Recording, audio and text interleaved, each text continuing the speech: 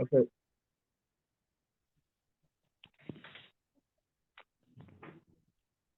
Buenas noches, Miss. En esta oportunidad nos tocó el tema de planificación y periodización del entrenamiento deportivo, planificación tradicional y contemporánea, allí aplicación didáctica. ¿No? Este grupo tiene los siguientes integrantes, ¿no? Acevedo Gallardo Edgar, Mesa Condori Alessandre, Montoya Cortés, Jonathan Núñez Leza Severo, John Simón de la Cruz. Siguiente compañero, por favor. Eh, no, ¿qué es planificar? ¿No? Lo dice acá, es prever el futuro utilizando la experiencia del pasado y de las posibilidades del presente, ¿no? Planificar es anticiparse a los hechos, ¿no? Por ejemplo, queremos planificar, ¿no? Un, un entrenamiento deportivo, ¿no? En este caso, el fútbol, ¿no? Nos preguntamos, ¿no? Por qué voy a entrenar? ¿No? ¿Qué debo hacer, ¿no? Detectar los objetivos principales. ¿A quién voy a entrenar? ¿No? Juveniles, ¿no? Infantiles, mayores, etcétera, ¿no? ¿Cómo voy a entrenar? ¿No? ¿Qué método de entrenamiento voy a utilizar o voy a emplear, ¿no? Para realizar mi tarea física, táctica y técnica, ¿no? ¿Cuándo voy a entrenar? ¿Qué día, semana, hora, etcétera, ¿no? ¿Con qué voy a entrenar? ¿No? Los recursos materiales, el campo, la ropa, los balones, etcétera, y el material humano. ¿No? La siguiente, compañero, por favor. ¿No? Algunos autores nos dicen, ¿no? Que la planificación constituye una forma de ordenar los conocimientos e ideas con el objetivo de organizar y desarrollar las sesiones de entrenamiento durante la temporada y que éstas reúnan todos los aspectos propios del juego, tácticos, físicos, psicológicos, teniendo en cuenta el calendario de competición. Nos dice López López en el 2002. Al siguiente compañero, por favor. ¿No?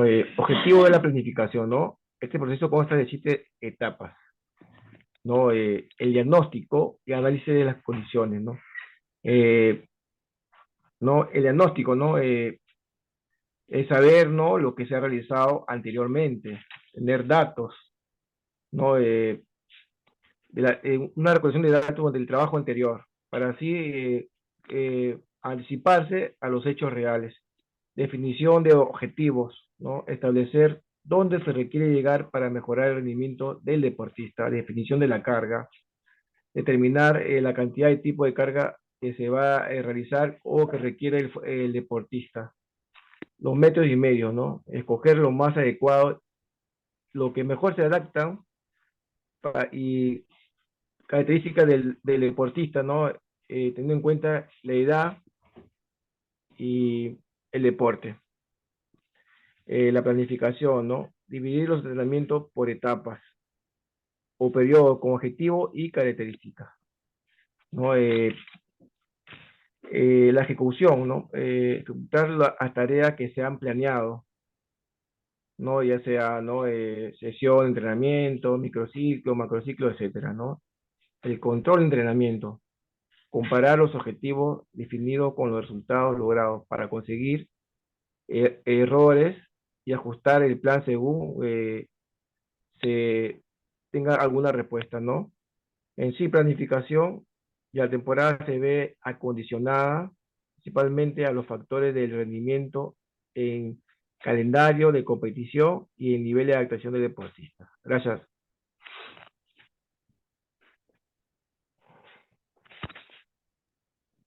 Continuando con la exposición, les voy a hablar sobre la periodización del entrenamiento deportivo. Sabemos que es un periodo regular estructurado, ¿no? Dentro de un determinado ciclo que amplía su estructura didáctica o cíclica a largo plazo. Y el objetivo es mejorar el rendimiento, ¿no? Deportivo dentro de una competencia. Ahí vemos en el cuadro que estoy mostrando que tenemos una periodización táctica de 4 dimensiones, donde comenzamos a trabajar lo físico, después la técnica, lo psicológico y terminamos con la táctica, ¿no? Siguiente diapositiva. Y en la periodización del entrenamiento ya también trata sobre cómo actúa el organismo para inducir a los cambios necesarios, ¿no? Ah, y también plantear los aspectos más relevantes sobre la selección de los ejercicios y los métodos de entrenamiento y el diseño de las sesiones y microciclos. Ahí vemos una fotografía donde estamos en una sesión de entrenamiento y al lado derecho vemos un cuadro de una temporada que está compuesto por un macrociclo, que está dividido en 4 mesociclos y sucesivamente los microciclos que cada mesociclo está dividido en 3 y lateralmente abajo tenemos una sesión de entrenamiento, pero no el día a día, ¿no? Pasamos a la siguiente diapositiva y acá vemos un cuadro de una periodización. La periodización tal como se la plantea Madbeth se va distribuyendo regular las cargas según la característica del periodo y las fases en las que se divide el macrociclo.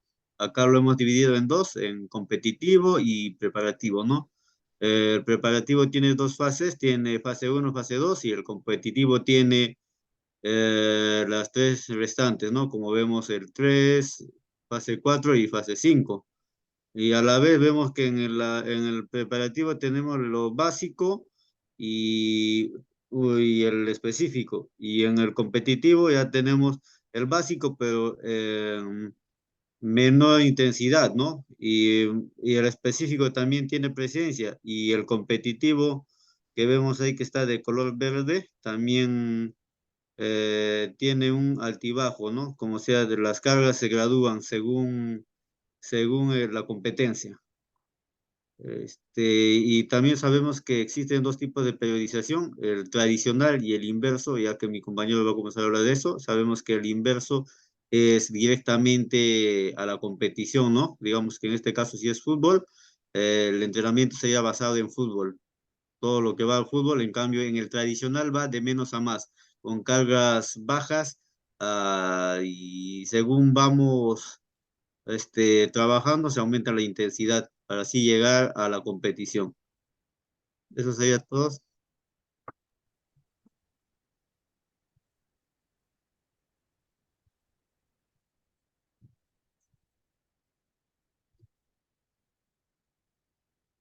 Muy bien, continuando con la exposición, Miss, sabemos sobre la planificación tradicional, ¿no? Sabemos muy bien que tenemos que tener esa expectativa, tanto los niños para poder ver en la cuestión táctica, ¿no? Como acá explicamos, la planificación deportiva tradicional se basa en la aplicación de cargas regulares, aumentando las especificidad de los contenidos de manera, ¿no? Progresiva a lo largo del macrosiglo. Esta progresión no es lineal, ya que siempre hay que tener en cuenta la premisa de ondulación de las cargas, ¿no? Según Insura en el 2010. ¿Qué tipos de planificación tradicional conocemos, no? Entonces, según los resultados de imágenes para planificar la tradicional educación física, decían en el 2010 planifica la educación física en sesiones de introductorias, ¿no? Son aquellas, ¿no? Que introducen al alumno en la unidad didáctica, sesión de desarrollo, son la sesión que desarrolla el centro de interés de la unidad didáctica en cuestión y la sesión de evaluación, ¿no? Y también tenemos la sesión de culminación. Son sesiones donde se planifican para que se pueda realizar las aplicaciones y las técnicas y las tácticas, ¿no? ¿Cuántos periodos tiene la planificación tradicional, ¿no? En este modelo se da en tres fases, ¿no? La fase general, que se centra en el volumen, y la fase específica orientada a la intensidad, y la fase de mantenimiento que produce la supercompensación del trabajo efectuado en las semanas anteriores. Cada una de estas fases se encuentra en 1 a 5 microsiglos, ¿no? Según Costa 2003. También tenemos, según el autor Martin Fung, padre de la planificación moderna, ¿no? Él es el padre de la planificación. Él manifiesta que el entrenamiento deportivo populariza su teoría, ¿no? De la proyección anual preparatorio competitivo a transitorio. Claramente diferimos en un contenido orientado a transferir la teoría del síndrome general de adaptación, ¿no? CELI, el proceso consecutivo de la formación deportiva a través del desarrollo, la conversación, pérdida de planificación debido cumplir y adaptarse a estas etapas. Unidad de formación específica de formación general del deportista, ¿no? La formación general crea amplias las bases, condiciones y necesidades para la especialidad deportiva. No es posible eliminar el proceso de entrenamiento, formación general en la específica o estímulo por otra de relaciones. Como sabemos, son procesos de etapas de formación del deportista, ¿no? Que se debe iniciar según a estas etapas. Continuando, tenemos la planificación contemporánea, ¿no? Es una planificación que se caracteriza por la utilización de modelos a través de ciclos pequeños, en donde se habla de elaborar el proceso de entrenamiento a través de objetivos que deben cumplirse mediante el trabajo diario a través de la microciclos, ¿no? Y acá tenemos según algunos referentes, según Vygotsky, ¿no? En 1990, el modelo de entrenamiento en bloques manifiesta que se utiliza en deportistas de élite, ¿no? Y él programa en 3 etapas, ¿no? En programación, organización y control. Por ejemplo, en programación se entiende una primera determinada de la estructura, ¿no? Del contenido. Y en organización se indica, ¿no? La realización práctica del programa teniendo en cuenta las condiciones concretas, ¿no? Y en control se entiende el seguimiento y el proceso de entrenamiento a base de criterios establecidos previamente, ¿no? Continuando, también, además, Insurre y Cabini, en 1800, citado por Martín García Mazón, Salón Asociado y Carlos Gómez en 2010, exponen un modelo, ¿no? Donde la programación da por 3 tipos de bloques, ¿no? Que es el ATR. ¿Qué es el ATR? El ATR es, como por ejemplo, la adaptación, ¿ya? No, es la acumulación, disculpen mis, es la transformación y la realización. La acumulación es la que representa el incremento de potencial técnico y motor, ¿no? ¿Y qué es la transformación? Hace referente a la conversión de la potencia de capacidades motoras técnicas en la preparación específica, ¿no? ¿Y qué es la realización? Es el logro de los mejores resultados dentro del margen disponible de la preparación, ¿no? Según los autores, ¿no? Y también tenemos, según Vygotsky, en su macro siglo de Vygotsky en 1900, citado por González en el 2010, abarca 3 fases independientes, ¿no? ¿Cuáles son esas 3 fases? La fase de preparatoria, la fase especial y la fase de competición. ¿Qué es la fase de preparatoria? En esta fase se desarrolla el potencial motor del atleta. ¿Mediante qué? La velocidad. Y en la fase especial, esta fase, el atleta deberá realizar las acciones deportivas de una alta velocidad. O sea, pide un poco más de alta velocidad. Y en el aspecto de la fase de competición, en esta fase ya el atleta es conseguir la máxima velocidad de ejecución posible en gesto deportivo durante la competición, fortalecer las destrezas motoras del atleta, ¿no? Entonces, según esto, según esos autores, manifiestan de esa forma, y hay un referente que dice publicaciones científicas justifican que la prioridad en el deporte dinámico está constante cambio, ¿no? Es un constante cambio la prioridad del deportista. Muy bien, mis, eso es todo de mi parte. Doy siguiente a mi compañero para que pueda exponer. Bueno, siguiendo con la exposición, eh, hablamos un poco de aplicación didáctica deportivo, ¿no? La aplicación didáctica deportivo, ¿no? Es el estudio científico de la organización de las situaciones de enseñanzas y aprendizajes motor, ¿no? Donde los factores, ¿no? principales es el entrenador y el deportista, ¿no? Que buscan alcanzar objetivos, que es el objetivo cognitivo, ¿no? Que son conceptuales, las psicomotrices, que son procedimentales, ¿no? Y afectivos, que son actitudinales, ¿no? ¿Para qué sirve eso, ¿no? Para poder cumplir los objetivos, ¿no?